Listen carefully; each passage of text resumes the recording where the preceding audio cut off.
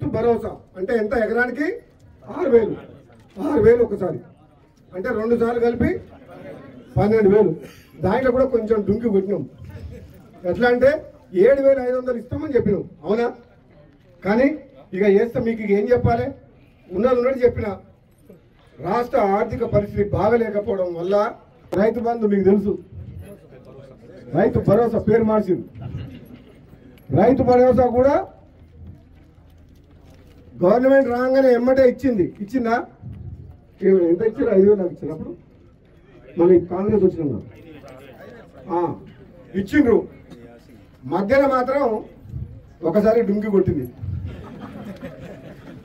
ఒకటే తిడుతున్నారు జనం, ఊళ్ళో పోతే ఒకటే తిడుతున్నారు. కేసీఆర్ బాగుండేది ఇస్తలేదు కాంగ్రెస్ ఉందని అన్నారా?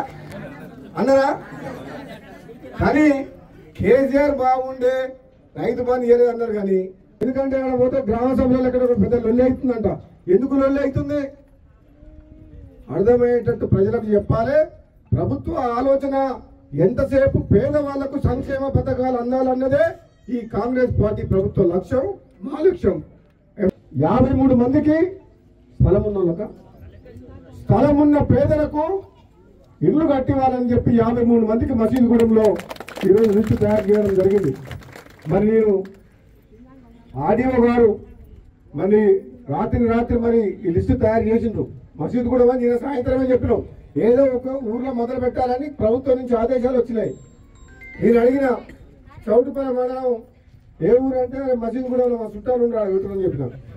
ఉన్నారా లేదా? భూపాలరెడ్డి మా చుట్టాలే అవుతాడు చెప్తున్నా.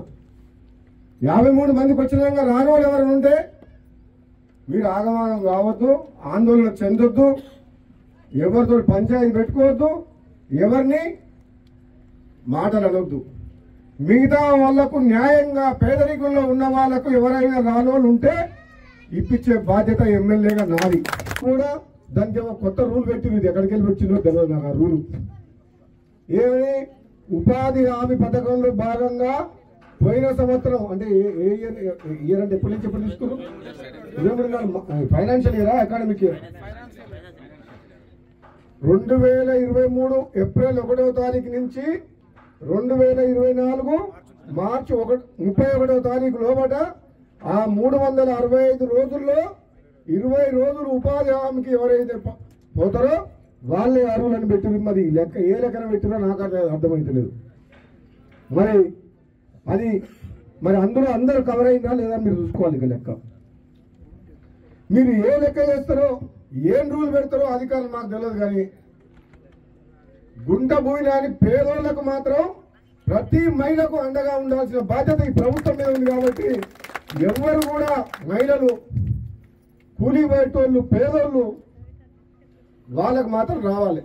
భార్య భర్త ఉన్నారు ఒక కుటుంబం, రేపు కొడుకు పెళ్లి అయితే కొడుకు కోడలు ఒక కుటుంబం, అత్త మామ ఒక కుటుంబం, నేను నా భార్య ఒక కుటుంబం. నా భార్య మీద గుంట భూమి లేదు, నా మీద గుంట భూమి లేదు. నీ న్యాయంగా అరువులు కావాలి. నా కొడుకు పేరు మీద భూమి ఉంటే నా కొడుకు అన్నం పెట్టండి, నాకు నా బిడ్డ పేరు మీద ఉండొచ్చు, మా నాయన పేరు మీద ఉండొచ్చు 2 ఎకరాలు, నా పేరు మీద ఏం లేకుండొచ్చు. కాబట్టి ఇది చుట్టాలకు, తల్లిదండ్రులకు, కొడుకు కోడలకు, అత్తమామల పేర్లు ఉంటే మేము పెట్టమంటే కుదరదు. ఇది నేను ప్రభుత్వంతో మాట్లాడతా, ముఖ్యమంత్రి గారితో తప్పకుండా ఈ విషయం చర్చిస్తా. ఏది ఏమైనా భార్య భర్తలు అనేదే ఒక కుటుంబం. భార్య మీద ఒక గుంట భూమి లేకున్నా, భర్త మీద లేకున్నా, వీళ్ళిద్దరిలో ఎవరి పేరు మీద భూమి లేకున్నా ఆ మహిళకు, ఆ ఇంటి మహిళకు అర్హురాలుగా ఉండాలనేది నా అభిప్రాయం. మీరు మాట్లాడిన తర్వాత నాకు అర్థమైంది. తప్పకుండా ఈ విషయాన్ని కూడా మీ అందరికీ హామీ ఇస్తున్నా. ఆర్డీఓ గారు చదివిన లిస్టులో ఎంతమంది 21 మంది మసీదు కూడా ఉన్నారు. నాకు తెలిసినంత వరకు ఇంకొంచెం మంది వస్తారు. మరి 20 రోజులే పనిచేయాలి అంటున్నారు. 19 రోజులు పనిచేసిన రారా? ఎందుకు రారు? ఏం రూల్ అది?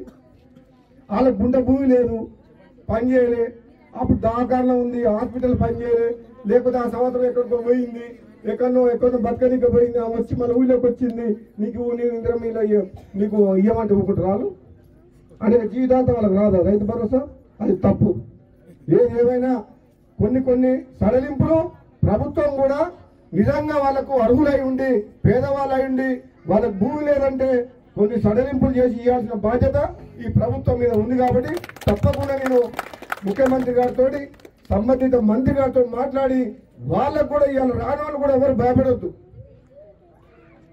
రానోళ్ళు ఎవరైనా పేదలు ఉంటే మహిళలు మాకు రాకపోయే సంవత్సరానికి 12,000 అని చెప్పి మీరు ఎవరు భయపడొద్దు.